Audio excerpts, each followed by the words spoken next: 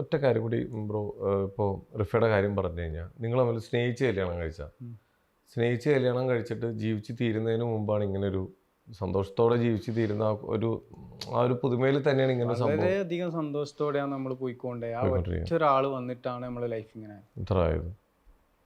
ഇതിൻ്റെ ഇടയിൽ ഇനിയിപ്പോൾ ഇതെല്ലാം സംഭവിച്ചു കഴിഞ്ഞു, ജീവിതത്തിൽ ഒരിക്കലും മറക്കാൻ പറ്റില്ല, മനസ്സിൽ നിന്ന് എന്തായാലും അത് പോവില്ല. കാരണം നമ്മൾ അത്രയധികം സ്നേഹിച്ച് വന്നൊരു കുട്ടിയാണ്. അത് ഞാൻ അതിൻ്റെ പേരിൽ വിഷമിച്ചവരെ ഇവള് ചില സമയം എന്താ പറയാ വിഷമിക്കാതിരിക്കാൻ ഇവള് നോക്കുന്നുണ്ട്. ഇപ്പോൾ മാക്സിമം നോക്കുന്നുണ്ട്.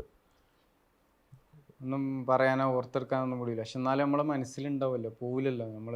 എന്താ പറയുക, ഏതെങ്കിലും ഒരു മൂമെൻറ്റിൽ ഞാൻ ഇപ്പോൾ എൻ്റെ നാട് വിട്ടത് എനിക്ക് എൻ്റെ കളങ്ങൾ, എൻ്റെ മുറ്റം, എൻ്റെ വീടിൻ്റെ പരിസരം കാണുമ്പോൾ ഒക്കെ ഇങ്ങനെ ഓർക്കും.